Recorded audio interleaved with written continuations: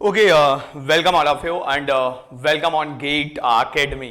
तो जैसा कि आप मेरे बैकग्राउंड में एक ये थंबनेल आप देख रहे हैं, तो ये थंबनेल है एक नए बैच के रिगार्डिंग जो अभी स्टार्ट हो रहा है। ठीक है, तो हम डिस्कस करेंगे कि कौन कौन से एग्ज़ाम के लिए जो है अभी ये जो कोर्स है वो स्टार्ट होने वाला है, और कैसे हम लोग जो है वो कोर्स का प्लान करेंगे, क्या पढ़ने वाले हैं, और कितना इंपॉर्टेंट है एग्जाम पॉइंट ऑफ व्यू से अगर देखा जाए तो। ठीक है, लास्ट ईयर के अगर कुछ पेपर का प्रेडिक्शन अगर हम लोग करें तो ये सब्जेक्ट कितना वेटेज रखता है, और कैसे इसमें हम प्लानिंग करेंगे, कितना टाइम लगने वाला है, और कब से ये बैच आपका स्टार्ट हो रहा है, इसके रिगार्डिंग सभी चीज़ों को हम लोग जो है वो कवर करते हुए चलेंगे। ठीक है, चलिए तो स्टार्ट करते हैं फिर अपने इस पर्टिकुलर सेशन को। तो आराम से सुनिएगा क्योंकि प्रॉपर इंफॉर्मेशन है, क्योंकि ये एक मेजर सब्जेक्ट है अगर मैकेनिकल में देखा जाए, क्योंकि इसमें हम लोग जो है वो तीन सब्जेक्ट को कवर करने वाले हैं। ठीक है, तीन सब्जेक्ट का जो सिलेबस है, थ्री डिफरेंट अगर देखा जाए सब्जेक्ट को। ठीक है, तो ये नया बैच आपका स्टार्ट हो रहा है, और इस बैच में जो है वो थर्मल एप्लीकेशन, ठीक है, थर्मल एप्लीकेशन जो है वो पूरा का पूरा कवर किया जाने वाला है, थर्मल एप्लीकेशन। ठीक है, अब थर्मल एप्लीकेशन में कौन कौन से सब्जेक्ट आते हैं सर? तो थर्मल एप्लीकेशन में जो है एक तो आपका कवर किया जाएगा आरएसी यानी रेफ्रिजरेशन एंड एयर कंडीशनिंग, दूसरा आईसी इंजन यानी इंटरनल कंबशन इंजन। ठीक है, थर्ड अपन कवर करेंगे पावर प्लांट। ठीक है, पावर प्लांट जो पूरा का पूरा है, तो उसमें हम क्या देखने वाले हैं, क्या छोड़ने वाले हैं, और कैसे हम चीज़ों को कवर करने वाले हैं, ये सारी चीज़ों पे अपन बात करेंगे इस पर्टिकुलर सेशन में। तो पहली चीज, ये नया बैच स्टार्ट हो रहा है and subject is the thermal application. ठीक है, सब्जेक्ट कौन सा रहेगा? थर्मल एप्लीकेशन सब्जेक्ट रहेगा।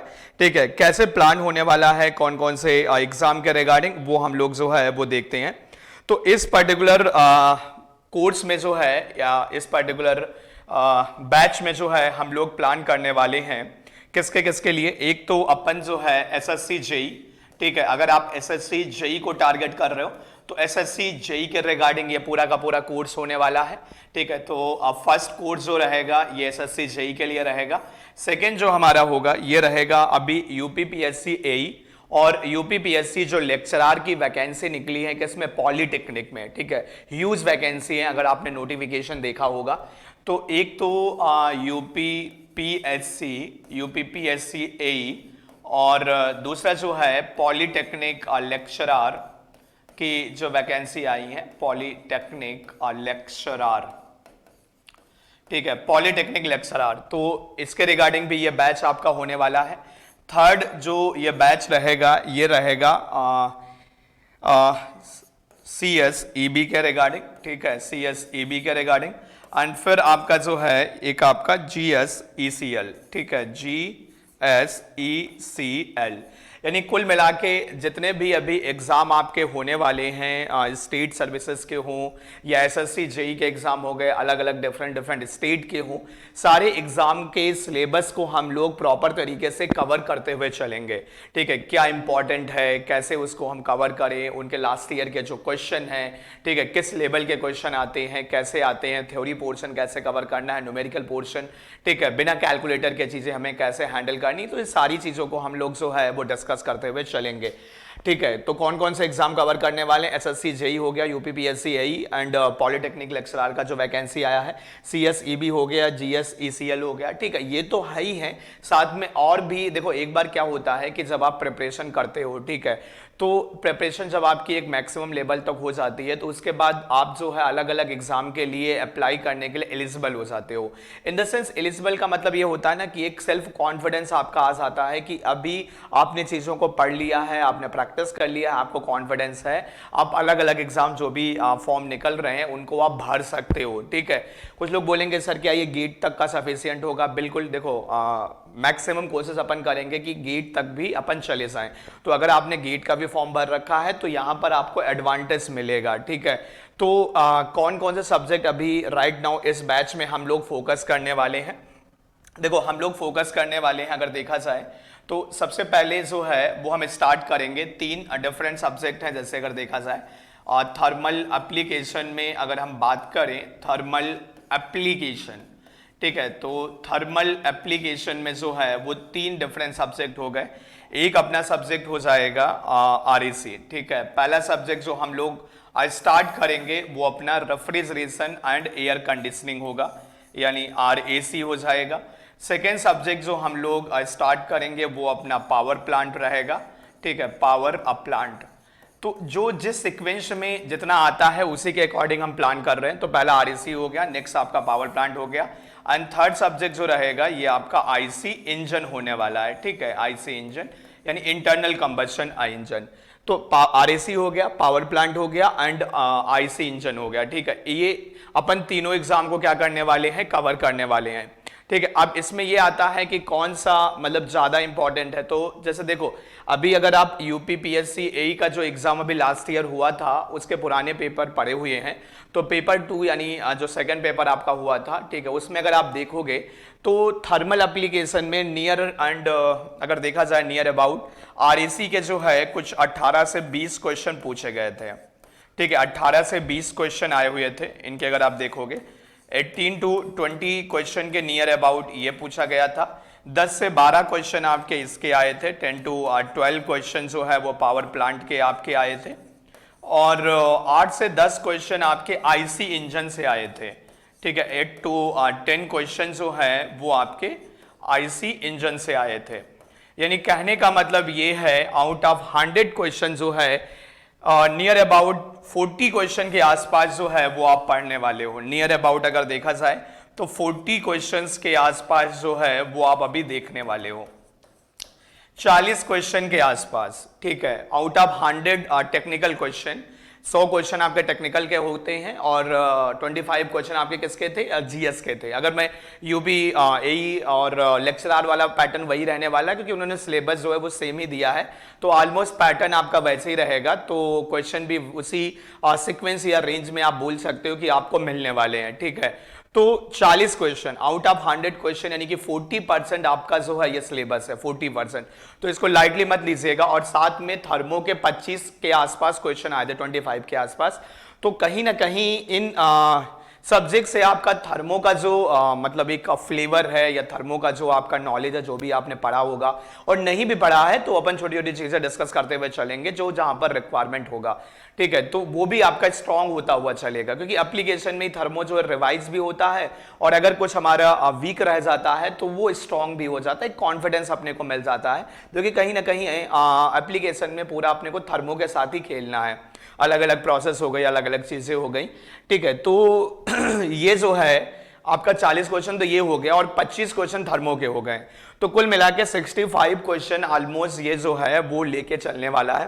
तो अगर 100 क्वेश्चन में से 65 क्वेश्चन आप ये देख रहे हो तो कहीं ना कहीं ये सब्जेक्ट जो है वो बहुत इंपॉर्टेंट हो जाता है और ये पूरा पोर्शन जो है वो आपके लिए काफी क्रूशियल होने वाला है। ठीक है, अगर हम बात करें एसएससी जेई का, ठीक है, तो एसएससी जेई में भी बहुत सारा क्वेश्चन थर्मल एप्लीकेशन से देखने को मिलता है। अगर आपने पेपर दिया होगा या लास्ट ईयर के पेपर अगर आपने देखे होंगे तो आप मेरी बातों को समझ पा रहे होंगे कि बहुत सारा क्वेश्चन जो है वो थर्मल एप्लीकेशन से आपको देखने को मिलता है। ठीक है, वहीं पर अगर अपन बात करें अलग अलग जो स्टेट सर्विसेज या स्टेट के जो एग्जाम होते हैं, ठीक है, उसमें भी थर्मल एप्लीकेशन का रोल बहुत रहता है क्योंकि थर्मल एप्लीकेशन एक तरह से आप ये मान के चलिए कि ये एप्लीकेशन सब्जेक्ट है। ठीक है, थर्मो का एप्लीकेशन, तो थर्मो तो होगा ही होगा, बेसिक थर्मो एंड साथ में एप्लीकेशन भी है। ठीक है, तो काफी चीजें जो हैं वो इस पर डिपेंड होती हैं और इनके बिना आप बढ़िया स्कोर नहीं कर सकते हो। ठीक है, तो पहली चीज तो ये है कि अपन कैसे प्लान करने वाले हैं। तो अपनी जो अभी प्लानिंग जो चल रही है बाकी आपसे भी डिस्कस होगा, ठीक है, तो उसके अकॉर्डिंग जो है अपन प्लान कर लेंगे। तो पहली जो प्लानिंग है वो कल से बैच आपका स्टार्ट हो रहा है। पहली चीज तो ये 6 अक्टूबर से, ठीक है, 6 अक्टूबर से आपका बैच स्टार्ट हो रहा है। अब बोलोगे सर कितने बजे होगा, तो इवनिंग में क्लास हमने ये प्लान की है और इवनिंग में जो है ये 5:30 के आसपास जो है वो आपकी क्लास है, 5:30 PM, 5:30 बजे आपकी ये क्लास होगी। ठीक है, कितनी देर चलेगी, तो अभी स्टार्टिंग में हम लोग जो है वो 2 घंटे के आसपास कर लेते हैं, बाद में इसको एक्सटेंड करके जो है वो 3 आवर के आसपास जो है वो हम ले आएंगे। ठीक है, अभी हम क्या करते हैं 2 आवर के आसपास कर लेते हैं, उसके बाद एक्सटेंड करके जो है वो 3 आवर के आसपास जो है वो प्लान कर लेंगे। क्लास कब से स्टार्ट होगी, 6 अक्टूबर से स्टार्ट होगी। कितने बजे शुरू होगी, 5:30 बजे शुरू होगी, 5:30 से 7:30 रहेगी। उसके बाद 8:30 तक जो है वो अपन क्लास को एक्सटेंड कर लेंगे। ठीक है, 5:30 से 8:30 तक जो है वो अपन कर सकते हैं, कोई प्रॉब्लम नहीं है। बिना ब्रेक की क्लास होगी कंटिन्यूअस, आप 3 घंटे अगर देखोगे तो काफी कुछ आपका डेली बेसिस पे कवर होता हुआ चलेगा। ठीक है, तो बैच कब से स्टार्ट हो रहा है इसे नोट डाउन कर लीजिएगा, नहीं तो भूल जाओगे। ठीक है, 6 अक्टूबर से 5:30 पे 2 आवर के आसपास क्लास रहेगी। क्लास कहां पर होगी? क्लास जो है वो गेट एकेडमी के लाइव ऐप पे होगी। गेट एकेडमी लाइव ऐप पे क्लास होने वाली है। गेट एकेडमी लाइव ऐप पे क्लास होने वाली है। ठीक है, और ये आपका एक तरह का पेड कोर्स है। ठीक है, this is a paid course. तो अगर आपने सब्सक्रिप्शन या एडमिशन ले रखा है तभी आपको यहाँ पर जो है एक्सेस करने का मौका मिलेगा। और ये बहुत सस्ता कोर्स था, अगर आपको आइडिया होगा तो ह्यूज डिस्काउंट के साथ जो ये कोर्स लॉन्च किया गया था और बहुत सारे बच्चों ने इसमें जो है वो एडमिशन लिया था। ठीक है, तो ये एक तरीके से जो है बैच का टाइमिंग हो गया, मतलब कब से स्टार्ट हो रहा है, कल से कितने बजे? 5:30 बजे स्टार्ट हो रहा है। कहां पर? गेट एकेडमी के लाइव ऐप पे। और कौन से बच्चों के लिए? ये पेड कोर्स वाले बच्चों के लिए शुरू हो रहा है। ठीक है, अब देखो एक थोड़ा सा ये आता है कि सिलेबस क्या होगा, पूरा डिटेल प्लानिंग क्या होगा। तो सिलेबस और डिटेल प्लानिंग में जो है वो कल पहली क्लास में आपको बताऊंगा। कल पहली क्लास में कल हम कौन सा सब्जेक्ट पहले स्टार्ट करेंगे? कल से हम लोग आरईसी पहले शुरू करेंगे, रेफ्रिजरेशन वाला जो पोर्शन है, एंड देन एयर कंडीशनिंग। ठीक है, तो आरईसी में भी हम बहुत सारी चीजें पढ़ने वाले हैं। पहले रेफ्रिजरेशन से स्टार्ट करेंगे, बेसिक हमारा क्या होता है रेफ्रिजरेशन का, डिफरेंट डिफरेंट जो आपके डिवाइसेस होते हैं, नेगेटिव डिवाइस जो आपके हैं, जैसे आपका हीट पंप हो गया, रेफ्रिजरेटर हो गया। ठीक है, कार्नोट से कंपेयर करना हो गया, सीओपी एंड उनका फिजिकल सिग्निफिकेंस, यूनिट, डेफिनेशंस। ठीक है, तो ये सारी चीजें हम लोग कल डिस्कस करेंगे। उसके बाद फिर स्टार्ट करेंगे अपनी पहली साइकिल जो होती है, that is a VCRC cycle, vapour compression refrigeration cycle. ठीक है, वीसीआरसी साइकिल को डिटेल में हम लोग एनालिसिस करेंगे एंड देन मूव करेंगे कहां पर? वीएआरसी, जो वेपर एब्जॉर्प्शन रेफ्रिजरेशन साइकिल होती है, उसके बारे में बात करेंगे। फिर अपनी गैस रेफ्रिजरेशन साइकिल होती है, रेफ्रिजरेंट क्या होते हैं, उनकी बेसिक प्रॉपर्टी क्या है, जैसे 3 डिफरेंट टाइप की बेसिक प्रॉपर्टीज होती हैं जो इनको हम सिलेक्शन के टाइम पे यूज करते हैं, जैसे आपका केमिकल प्रॉपर्टी हो गया, फिजिकल हो गया, थर्मल हो गया। ठीक है, तो ये कुछ प्रॉपर्टीज होते हैं जिनके बिहाफ पे हम जो है रेफ्रिजरेंट को डिसाइड करते हैं कि कौन सा रेफ्रिजरेंट हम यूज करने वाले हैं। तो वो सारी चीजें हम बात करेंगे। देन कंपैरिजन हो गया, कई सारे क्वेश्चंस हो गए लास्ट ईयर के जो आए हुए क्वेश्चंस हैं। देन फिर मूव करेंगे एयर कंडीशनिंग यूनिट पे, और एयर कंडीशनिंग में पूरा का पूरा हम देखेंगे बेसिक जो अपनी डेफिनेशंस होती हैं अलग अलग डिफरेंट डिफरेंट पैरामीटर्स की। देन अपना साइकोमेट्रिक चार्ट से रिलेटेड जो प्रोसेस हो गई और साइकोमेट्रिक प्रोसेसेस जो हो गई वो हम बात करेंगे। देन फिर अपना वेंटिलेशन का कॉन्सेप्ट हो गया। ठीक है, फिर आपका ह्यूमन कंफर्ट चार्ट हो गया। तो ये सारी चीजें जो आपके सिलेबस में है ये हम लोग आरएसी में बात करेंगे। कितना टाइम लगेगा सर? आरएसी में आप मान के चलिए कि 30 to 35 आवर के आसपास लगेगा। 30 से 35 घंटे के आसपास जो है ये टाइम लगने वाला है। तो अगर 3 आवर की क्लास होती है तो मान के चलिए कि 10 से 12 दिन के आसपास जो है वो आपका आरईसी में लगेगा। ठीक है, तो शुरू में मान लो 2 घंटे की क्लास हो रही है तो नियर अबाउट आप 15-16 घंटे के आसपास, 15-16 दिन के आसपास पकड़ के चल सकते हो कि इतना टाइम आपको जो है वो लगने वाला है किसमें? आरईसी में। उसके बाद सेकेंड सब्जेक्ट हमें स्टार्ट करेंगे पावर प्लांट। अब देखो पावर प्लांट वैसे तो बहुत वास्ट है। ठीक है, आईएएस में 80-90 घंटे लगता है, लेकिन उतना वास्ट हमें नहीं जाना है, हमें अपने एग्जाम तक का फोकस करना है। तो ये सब्जेक्ट ऑलमोस्ट मान के चलिए ये भी जो है वो 35 से 40 आवर के आसपास जो है इसमें भी टाइम लगेगा। और इसमें हम पूरा डिटेल में देखेंगे। पहले गैस पावर साइकिल यानी ब्रेटन साइकिल से शुरू करेंगे, फिर अपन रैंकाइन की बात करेंगे, देन फिर अपन कंप्रेसर की बात करेंगे, स्टीम टरबाइन हो गया, बॉयलर सबसे मेजर टॉपिक होता है वो देखेंगे। कुछ और भी छोटे छोटे टॉपिक है जैसे प्रोपल्सन सिस्टम हो गया, रैमजेट इंजन हो गए। तो ये अपने को समझते हुए चलना है जो अपना different different state and exam का जो सिलेबस है, तो वो सारी चीजें हम लोग बात करेंगे। ठीक है, तो ये पावर प्लांट का हो जाएगा 35 से 40 घंटे के आसपास।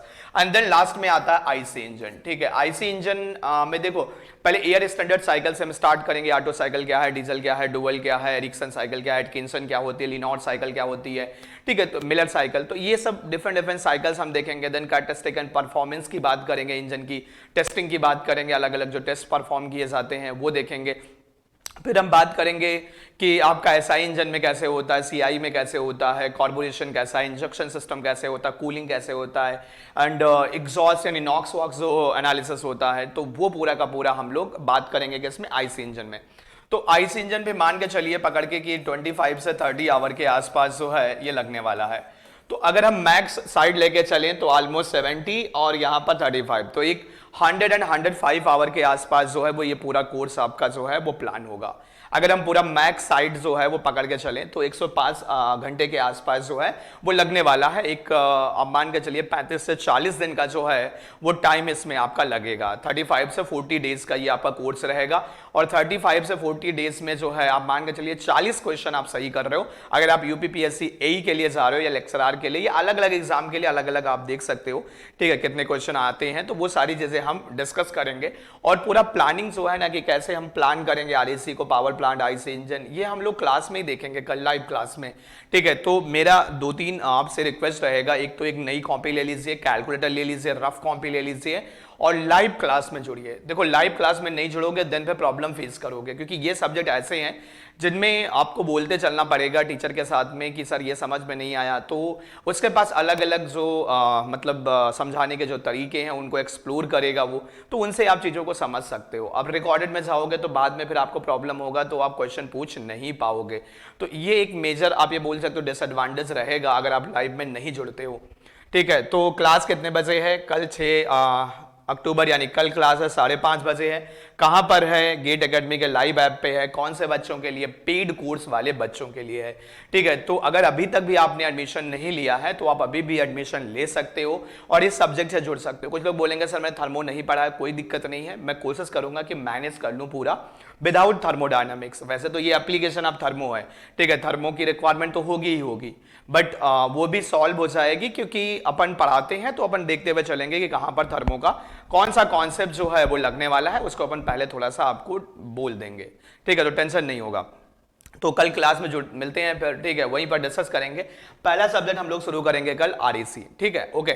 तो शेयर कर दीजिए मैक्सिमम अपने दोस्तों के साथ, अगर उन्होंने अभी तक एडमिशन नहीं लिया तो एडमिशन ले लें एंड देन फिर हम लोग कल से प्लान करेंगे, okay. Copy, calculator, rough copy, pen और जो भी कुछ है मतलब क्लास के लिए चाहिए वो आप बिल्कुल प्रॉपर तरीके से आज ही मेंटेन कर लीजिए और कल लाइव क्लास में जुड़िए। लाइव में जुड़ना है, रिकॉर्डेड में नहीं, ओके। Thank you.